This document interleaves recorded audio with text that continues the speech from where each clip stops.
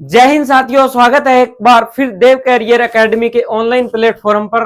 रोजाना हम बात करते हैं 20 उन क्वेश्चनों की जो पीछे एग्जाम में आ चुके हैं। पूरी संभावना बनती है आपके एग्जाम में देखने को मिलेंगे। और आज वो होंगे टॉपिक, एक महत्वपूर्ण टॉपिक है राजस्थान के रीति रिवाज में से। रीति रिवाज आपका एक चिर परिचित टॉपिक है, वो आप क्या है प्रत्यक्ष रूप से देखते हो साथियों। आप अपने ही समाज में क्या है रीति रिवाज प्रचलित है, वो ही इसमें पढ़ाए जाते हैं साथियों। बात करते हैं पहले क्वेश्चन की। पहला क्वेश्चन क्या है? पहला क्वेश्चन है, आदिवासियों में मरने के बाद खून खराबे के बीच हर्जाना वसूलना या हर्जाना वसूलने वाली प्रथा कौन सी है, या उसे क्या कहते हैं? उसे कहते हैं साथियों मोताणा प्रथा। मोताणा प्रथा। मोताणा प्रथा की अगर बात करें तो मोताणा प्रथा आदिवासी क्षेत्र में प्रचलित है। कहां है? आदिवासी क्षेत्र में। बात करें आदिवासी क्षेत्र की तो डूंगरपुर, बांसवाड़ा और उदयपुर रीजन में ये प्रथा अधिक प्रचलित है साथियों। और उसके बाद बात करें तो क्या लेते हैं, ये धन वसूलते हैं। अगर किसी व्यक्ति का एक्सीडेंट में मृत्यु हो जाए तो सामने वाले व्यक्ति से क्या वसूलते हैं? धन वसूलते हैं। उसे क्या बोला जाता है? मोताणा बोला जाता है। धन वसूलना क्या कहलाता है? मोताणा कहलाता है। उसके बाद बात करें त्याग प्रथा की तो त्याग प्रथा साथियों क्या है? क्या है? राजाओं के काल में या फिर क्या है रियासती काल में चलती थी। उसमें क्या होता था? चारण व भाट। चारण व भाट। चारण व भाट क्या लेते थे? मुंह मांगी दक्षिणा लेते थे। चारण भाट मुंह मांगी दक्षिणा लेते थे। और इस प्रथा को क्या कहा जाता था? इस प्रथा को कहा जाता था साथियों त्याग प्रथा। और ये कब वसूलते थे? लड़की के विवाह पर क्या है उस राजा से या फिर उस लड़की पक्ष से वसूला जाने वाला धन क्या कहलाता था? जो चारण भाट वसूलते थे त्याग प्रथा कहलाती थी साथियों। बात करें अगर त्याग प्रथा की तो सर्वप्रथम 1841 में, सर्वप्रथम 1841 में मान सिंह था राजा। कहां का? जोधपुर का। उसने इस पे प्रतिबंध लगाया था। प्रतिबंध किसने लगाया था साथियों? प्रतिबंध लगाया था मान सिंह ने। मान सिंह कहां का शासक था? मान सिंह जोधपुर वाला शासक। और उसने लगाया कब? 1841 में। बात करते हैं साथियों नेक्स्ट क्वेश्चन की। नेक्स्ट क्वेश्चन है अपना, राजपूत परिवारों में विवाह के समय चारण व भाटों को दी जाने वाली दक्षिणा को किस प्रथा के नाम से जाना जाता था? अभी अभी अपने चर्चा की है, नाम था उसका त्याग प्रथा।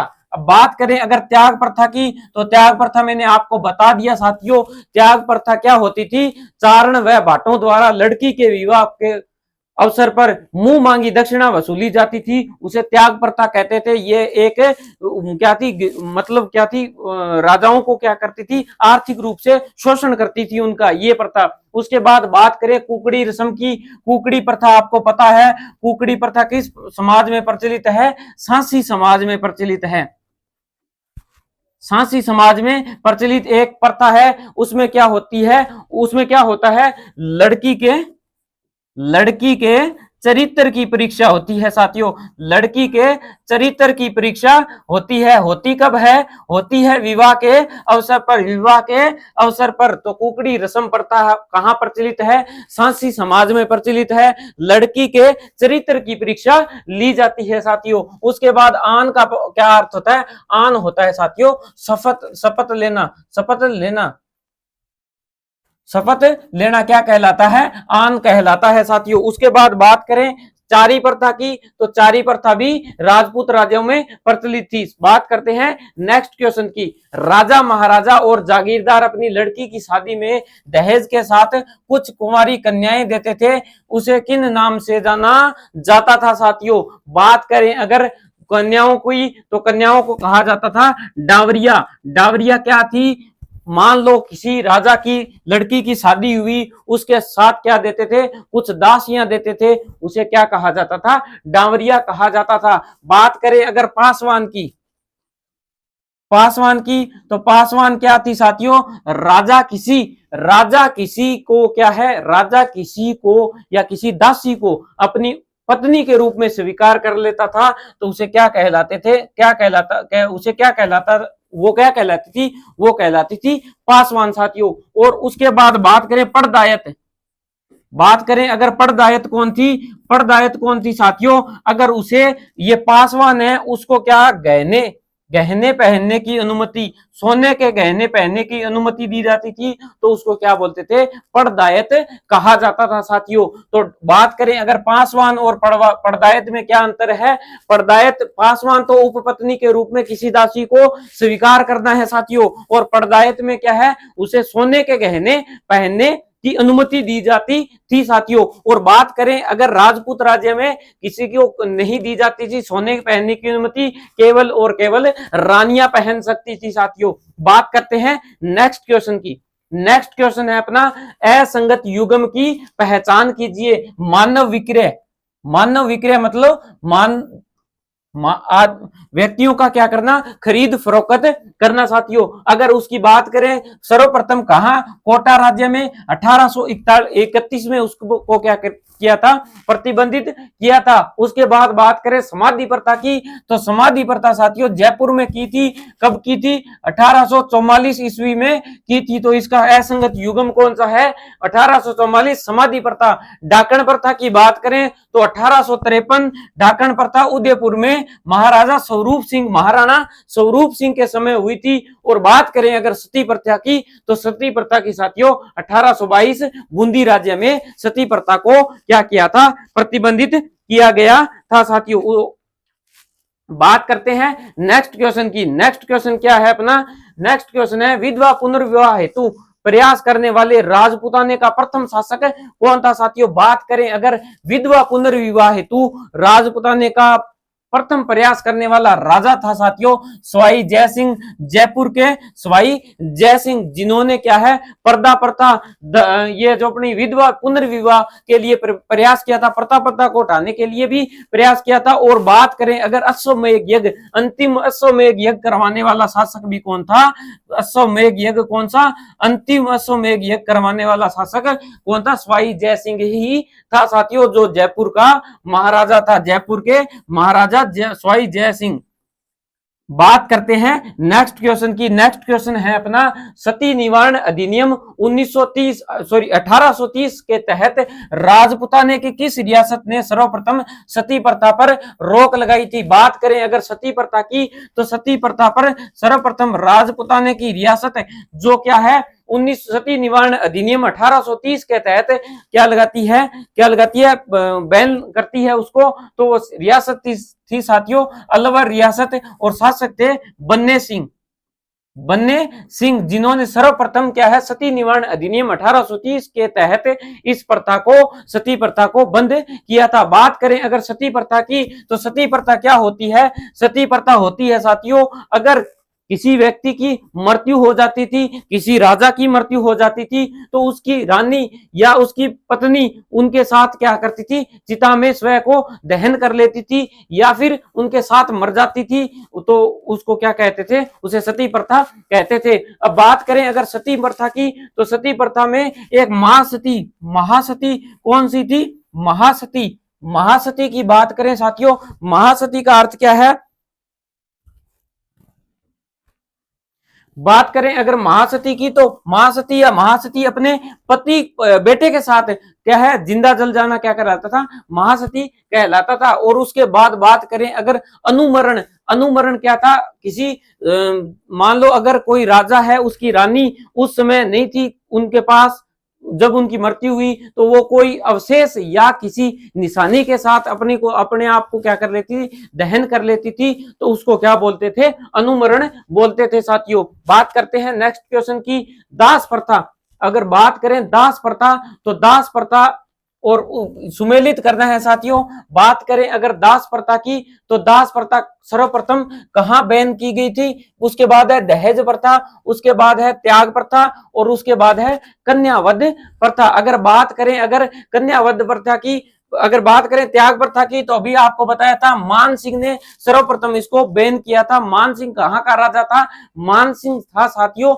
मानसिंह था साथियों, कहां का, जोधपुर का शासक था। उसके बाद बात करें अगर दास प्रथा की, तो दास प्रथा 1832 में बैन की गई प्रथा थी 1832 में। बात करें अगर दहेज प्रथा की, तो राजस्थान दहेज निवारण अधिनियम 1961 आता है, उसमें राजस्थान दहेज निवारण अधिनियम 1961 के तहत। और बात करें कन्यावध की, तो कैसे कन्या और कैसे ही कोटा में की गई थी 1833 में, कैसे कन्या और कैसे ही कोटा। तो इसका सही आंसर होगा दास प्रथा 1832 में, दास प्रथा 1832 में। उसके बाद दहेज प्रथा 1961 में, त्याग प्रथा 1841 में, कन्यावध प्रथा 1833 में। इसका सही आंसर ए होगा साथियों। बात करते हैं नेक्स्ट क्वेश्चन की। नेक्स्ट क्वेश्चन है निम्नलिखित संस्कारों को क्रम से व्यवस्थित कीजिए। बताना है साथियों क्या कौन सा संस्कार पहले आता है। ये सभी संस्कार क्या है, सभी संस्कार अपने क्या किससे संबंधित है, ये संस्कार अपने संबंधित है अपने व्यक्ति के जीवन में जो 16 संस्कार होते हैं उससे संबंधित है। बात करें अगर 16 संस्कारों में, तो क्या पहला कौन सा होता है, गर्भाधारण, फिर दूसरा पुष्पवन, तीसरा होता है सिमतोनयन,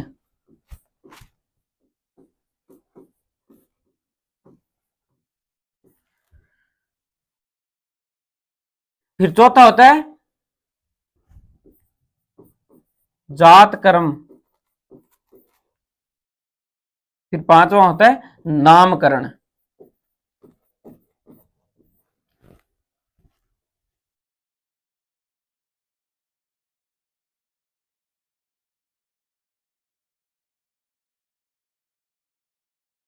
फिर होता है छठा होता है निष्क्रमण, सातवां होता है अन्नप्राशन,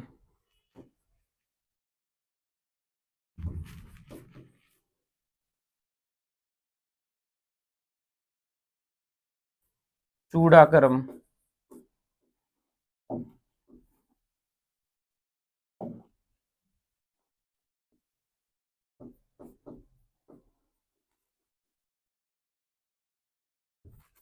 करण भेदन।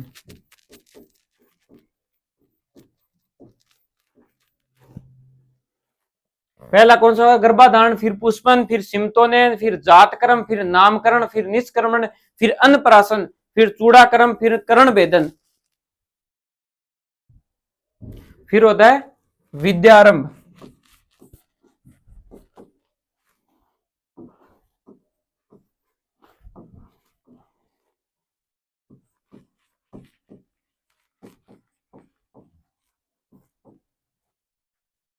उपनयन,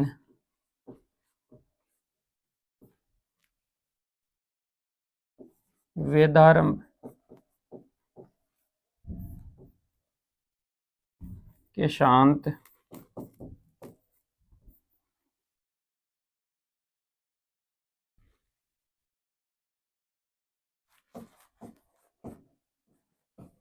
समापवर्तन,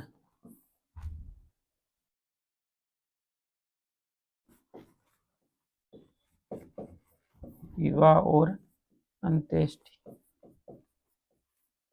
साथियों ये है अपने 16 संस्कार। पहले होता है गर्भाधारण संस्कार, उसमें क्या है निष्क्रमण, समापवर्तन और सिमतोनयन। अब बात करें अगर सिमतोनयन किसमें क्या है, सर्वप्रथम कौन सा आएगा, सिमतोनयन आएगा, सिमतोनयन सर्वप्रथम आएगा। उसके बाद आएगा निष्क्रमण, निष्क्रमण उसके बाद आएगा। फिर क्या आएगा देशाटन, मतलब बाहर यात्रा पर जाना। उसके बाद देशाटन क्या होता है, बाहर क्या जाना, मान लो व्यक्ति की देश के बाहर क्या है घूमने जाना या फिर क्या है भ्रमण पर जाना, देशाटन कहलाता था। उसके बाद क्या है समापवर्तन और देशाटन में सबसे पहले कौन सा होगा, पहले होगा समापवर्तन और फिर होगा देशाटन साथियों। तो इसमें क्या है, इसमें साथियों पहले होगा समापवर्तन और फिर होगा साथियों देशाटन। और ये आप याद कर लेना, पहला संस्कार गर्भाधारण, पुष्पन और सिमतोनयन। क्या है जन्म से पहले क्या होते हैं, 3 संस्कार होते हैं। गर्भाधारण,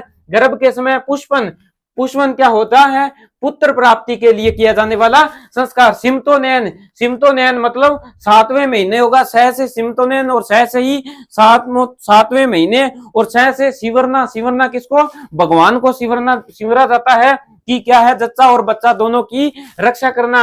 और उसके बाद जात कर्म, जात कर्म क्या होता है? घूंटी पिलाना। अपने क्या है, बच्चे को घूंटी देते हैं, उसको जात कर्म कहते हैं। और उसके बाद कहते हैं नामकरण। आप सभी का जो नाम है अलग अलग, वो क्या कहलाता है? नामकरण कहलाता है। निष्कर्मण मतलब बाहर क्या है, उसको दिखाया जाता है पहले, सूरज वगैरह। और अन्नप्राशन, चूड़ाक्रम, करण वेदन, ये सभी आपको पता है साथियों। बात करते हैं नेक्स्ट क्वेश्चन की। नेक्स्ट क्वेश्चन है, निम्न रिवाजों में से कौन सा, किसका आयोजन सबसे पहले होता है? पहले क्या होगा साथियों? जब आपका विवाह होगा, जब आपका विवाह होगा, आप एक अच्छी नौकरी लग जाओगे, मेहनत और प्रयास से लगातार प्रयास करोगे तो मेहनत और लगन से क्या होगा, आपको नौकरी मिल ही जाएगी। क्या है, इसके लिए आपको क्या करना पड़ेगा? लगातार प्रयास करना पड़ेगा। वो कहते हैं नाव जो इस पार थी उस पार हो गई, नाव जो इस पार थी उस पार हो गई, नाव जो इस पार थी उस पार हो गई, बाजुओं की ताकत पतवार हो गई, बाजुओं की ताकत पतवार हो गई। यूं ही नहीं जीता कछुआ कहानियों में, यूं ही नहीं जीता कछुआ कहानियों में। साथियों, जो चाल धीमी थी परंतु क्या हो गई? लगातार हो गई। इसके लिए आपको क्या करना पड़ेगा? लगातार मेहनत करनी पड़ेगी। फिर क्या है आपका? ये होगा इकताई। इकताई संस्कार आपको देखने को मिलेगा। मतलब क्या होगा? दर्जी आपका नाप लेने जाएगा। साथियों, पहले क्या होता था, गांव में एक आधा दर्जी होता था। जब विवाह होता था तो वो नाप क्या है, नाप मतलब अपने क्या है, कपड़े सीलने से पहले जो नाप लेते हैं वो लेने जाता था, उसको क्या कहलाता, वो क्या कहते थे? इकताई संस्कार कहते थे। साथियों, बात करते हैं अगर कन्यावल की। कन्यावल क्या है? हथलेवा। मतलब क्या है? हथलेवा ही कन्यावल कहलाता है। कन्या का पिता क्या है? कन्या का पिता किसको सौंपता है? वर को क्या सौंपता है? कन्या का हाथ सौंपता है, यानी उसकी जीवन साथी बनाता है। भी अब क्या है, इतनी टाइम हमने इसको क्या है, पाला पोसा, आप इसके बाद आप इनका ध्यान रखोगे तो उसको क्या कहते हैं? कन्यावल क्या है, प्रथा कहते हैं। बात करते हैं नेक्स्ट क्वेश्चन की। निम्न में से कौन सी रस्म बारात के स्वागत से संबंधित है? बारात का स्वागत, जब साथियों आप नौकरी लग जाओगे तो फिर क्या है, आपकी बारात जाएगी। बारात जाएगी तो क्या है, सामने वधु पक्ष वाले आएंगे तो वो क्या लेके आएंगे, और आपको क्या है, बढ़िया बढ़िया मिठाइयां पकवान लेके सामने आएंगे। और उसको क्या कहते हैं? मधुपर्क या सामेड़ा। मधुपर्क या सामेड़ा। सामने आ जाते हैं, अभी आ जाओ आप। क्या कहते हैं? सामेला कहते हैं। साथियों, बात करते हैं नेक्स्ट क्वेश्चन की। नेक्स्ट क्वेश्चन है, असंगत युग्म की पहचान कीजिए। सती प्रथा।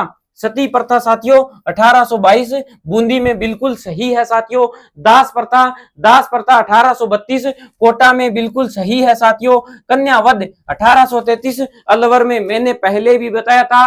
कन्यावध, कन्यावध कैसे कन्या और कैसे ही कोटा होगा। साथियों, ये इसका गलत आंसर है। साथियों, गलत आंसर है। बात करें अगर त्याग प्रथा की तो 1841 मान सिंह ने करवाई थी, अपनों ने बात कर ली थी। उसके बाद बात करें राजस्थान सरकार द्वारा सती निवारण अध्यादेश कब लागू हुआ? लागू हुआ साथियों 1987 में। 1987 में, याद रखना, देवराला कांड या देवराला कांड कहां हुआ था? दिवराड़ा या देवराड़ा। दिवराड़ा स्थान है, दिवराड़ा स्थान कहां है? सीकर में है। साथियों, वहां पर रूप कंवर, रूप कंवर नाम की महिला क्या हो गई थी? सती हो गई थी। जो राजस्थान में सती का क्या है, अंतिम क्या है, अंतिम क्या है, वो अंतिम सती होने वाली महिला कौन सी थी? रूप कंवर थी। साथियों, वो हुई कब? 1987 में हुई। साथियों, अब बात करें अगर राजस्थान में सती प्रथा का सर्वप्रथम क्या है प्रमाण कहां मिलता है? तो गठियाड़ा अभिलेख में मिलता है। साथियों, गठियाड़ा अभिलेख में। अगर बात करें भारत की तो भारत में एरण अभिलेख में, एरण अभिलेख में मिलता है। कौन? किसका? सती प्रथा का सर्वप्रथम क्या है प्रमाण एरण अभिलेख में। और भारत की, राजस्थान की बात करें तो गठियाड़ा अभिलेख में मिलता है। और अंतिम बात करें तो देवराला कांड, जो रूप कंवर क्या हुई थी, उसमें सती हो गई थी अपने पति के साथ, वो अंतिम क्या था? अंतिम प्रमाण मिलता है। साथियों, बात करें अगर नेक्स्ट क्वेश्चन की तो नेक्स्ट क्वेश्चन है अपना, राजस्थान की किस कुप्रथा को पोलबात या 12 हट भी कहा जाता है। तो साथियों त्याग प्रथा को क्या कहा जाता है, पोल बात 12 हट। बात करें अगर डाकण प्रथा की, तो डाकण प्रथा साथियों आप सभी को पता है किसी महिला पर क्या है, किसी महिला पर आरोप लगाना और उसे क्या है मान लो गलत नजरों से देखना, डाकण प्रथा कहलाती थी। डाकण प्रथा में किसी महिला को डाकण घोषित कर दिया जाता था और कहा जाता था ये बच्चे या बच्चे खा जाती है। वो सर्वप्रथम कहां बंद की थी, 1853 में, 1853 में मेवाड़ में सर्वप्रथम बंद की थी। उस समय शासक कौन थे, शासक वही थे जो साथियों 1857 की क्रांति में थे। शासक का नाम था महाराणा स्वरूप सिंह। महाराणा स्वरूप सिंह ने इसको बंद किया था। अगर बात करें समाधि प्रथा की, तो 1844 में प्रथा को बंद किया गया था और किया गया था साथियों जयपुर में, जयपुर में साथियों जयपुर में किया गया था सर्वप्रथम 1844 में। बात करते हैं नेक्स्ट क्वेश्चन की। 1888 में राजपुताना में एजीजी वाल्टर द्वारा राजपूत हितकर्णी सभा का गठन कर इस प्रथा को सीमित करने का प्रयास किया गया। तो किया गया साथियों त्याग प्रथा को। त्याग प्रथा की बात करें तो त्याग प्रथा आपने 3-4 बार जिक्र कर चुके हैं। क्या है कि चारण व भाटों द्वारा विवाह या कन्या के पक्ष के द्वारा वसूले मुंह मांगी दक्षिणा जो ली जाती थी उसे क्या कहते थे, त्याग प्रथा कहते थे। सर्वप्रथम कहां बैन की गई थी, जोधपुर में शासक मान सिंह थे। 1888 में जो राजपूत हितकर्णी सभा 1888-89 में राजपूत हितकर्णी सभा कहां बनी थी, अजमेर में बनी थी। उसमें क्या कहा गया था, उसमें कहा गया था विवाह संबंधी खर्च कम करो। विवाह संबंधी खर्चों को कम करने के लिए इस क्या है सभा का गठन, विवाह संबंधी खर्च को कम करने के लिए इसका गठन किया गया था 1888-89 में साथियों। अगर बात करें इसमें क्या किया गया था, लड़के की उम्र भी निर्धारण की, लड़के व लड़की की उम्र की क्या किया गया था, निर्धारित किया गया था। लड़के की उम्र कितनी थी, 18 साल और लड़की की 14 साल विवाह के लिए निर्धारित की गई थी साथियों। बात करते हैं नेक्स्ट क्वेश्चन की। 1853 में मेवाड़ शासक स्वरूप सिंह के समय मेवाड़ भील कोर के कमांडर जे.सी. बुर्क ने खेरवाड़ा में किस प्रथा को गैर कानूनी घोषित किया था। 3 बार चर्चा कर ली है डाकण प्रथा साथियों। बात करते हैं नेक्स्ट क्वेश्चन की, सुमेलित कीजिए। बात करें अगर सुमेलित करने की तो केशांत क्या है साथियों, केशांत है, केशांत की बात करें तो पहली बार दाढ़ी और मूंछ कटवाना क्या कहलाता है, केशांत कहलाता है। अगर बात करें चूड़ाक्रम की तो चूड़ाक्रम पहली बार सिर के बाल कटवाना। वेदारंभ क्या होता है, वेदारंभ होता है साथियों पहली बार गुरु के पास शिक्षा के लिए भेजना और विद्यारंभ प्राथमिक शिक्षा प्रदान करना। इसका सही आंसर ए होगा साथियों। ये क्या है अपने 16 संस्कारों से संबंधित है जो पहले मैंने आपको बता दिए हैं। बात करते हैं नेक्स्ट क्वेश्चन की, त्रिया तेल हमीर हट चढ़े न दूजी बार। साथियों ये अपने क्या है रणथंभौर के एक शासक थे हमीर, उनके लिए एक ये लाइन बहुत ही क्या है फेमस है। वो कहते हैं क्या है, सिंह सुवन सतपुरुष वचन कदली फले एक बार। यानी सिंह सुवन सतपुरुष वचन कदली फले एक बार, तरिया तेल हमीर हट चढ़े न दूजी बार। कहने का मतलब ये है साथियों, सिंह क्या है, सिंह एक बार बच्चे को क्या देता है, जन्म देता है। सतपुरुष के वचन कभी भी झूठे नहीं जाते। और उसके बाद बात करें केले में फल भी एक बार लगता है। और हमीर हट तरिया तेल मतलब विवाह के समय जो लड़के और लड़की को अपने पीठी चढ़ाई जाती है और उसके बाद विवाह क्या हो जाता है, फिक्स हो जाता है। और हमीर अगर हट कर ले किसी बात की तो वो पीछे नहीं हटते साथियों। इसलिए ये तरिया तेल क्या मतलब हो गया, हल्दी व तेल लगाना साथियों। बात करते हैं अगर राती जोगा की, तो राती जोगा आप सभी को पता है विवाह से पहले दिन क्या है लड़के या लड़की के घरवाले या घरवाली इस घरवाले मतलब क्या करते हैं, जगराता लगाते हैं। यानी देवताओं के या फिर क्या है और गीत गाए जाते हैं पूरी रात, उसको क्या कहते हैं राती जोगा। बाण बिठाना आपको पता है, गणेश जी की स्थापना करना, कंकण डोरा बांधना। जो अब ये हल्दी व तेल लगाते हैं या पिट्ठी शुरू करते हैं उसमें क्या है कंकण डोरा बांधना भी होता है साथियों, जो आप बाद में देखते हो जो एक हाथ से खोले जाते हैं साथियों। बात करते हैं नेक्स्ट क्वेश्चन की। नेक्स्ट क्वेश्चन है, बारात के साथ वधू के लिए कपड़े व आभूषण आदि भेजा जाता है, उसे क्या कहलाता है? बरी पड़ला कहलाता है साथियों, बड़ी बरी पड़ला। उसके बाद बात करें पहरावणी। पहरावणी क्या होता है? पहरावणी होता है भात भरना। भात भरना, भात भरना किसके द्वारा भरा जाता है? वर व वधू के मामा पक्ष द्वारा जो कपड़े आभूषण या फिर क्या है जो धन रुपया लेके आया जाता है उसे भात भरना कहते हैं। उसमें जो कपड़े लेके आते हैं उसे पहरावणी कहा जाता है साथियों। बात करते हैं कांकण डोरा, मैंने आपको बता दिया है। बात करते हैं नेक्स्ट क्वेश्चन की, असत्य कथन की पहचान कीजिए। मृत व्यक्ति को शमशान ले जाने के लिए बैकुंठी का प्रयोग किया जाता है, बिल्कुल। बैकुंठी पर उछाले जाने वाले पैसों को बखेर कहा जाता है, बिल्कुल कहा जाता है। पानी वाड़ा संस्कार फेरों के समय संपन्न किया जाता है, नहीं साथियों। पानी वाड़ा संस्कार किसमें किया जाता है? मृत्यु का संस्कार है साथियों।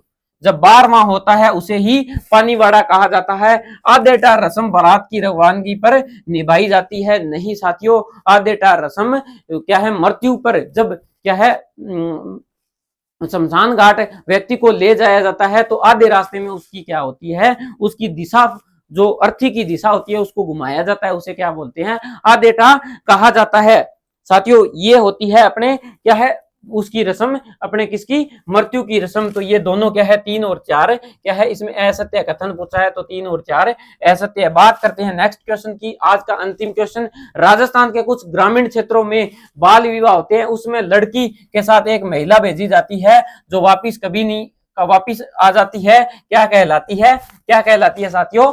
ओलंदी कहलाती है, ओलंदी। और जो लड़का जाता है या लड़की का भाई जाता है उसे क्या कहते हैं? ओलंदा कहते हैं, ओलंदी होती है। उसका मतलब जब ये क्या होती है, एक बार प्रकार से अपने क्या है राजस्थानी भाषा में बिचौलन कहते हैं ना, वो एक तरीके से ये बिचौलन ही ओलंदी होती है, जिसका क्या होता है दोनों पक्षों में क्या होती है? जानकारी होती है जो लड़की के साथ जाती है। ओलंदा क्या होता है? ओलंदा लड़की के साथ जो भाई वगैरह लड़के जाते हैं, एक व्यक्ति जाएगा उसे ओलंदा और जो लड़की जाएगी उसे ओलंदी।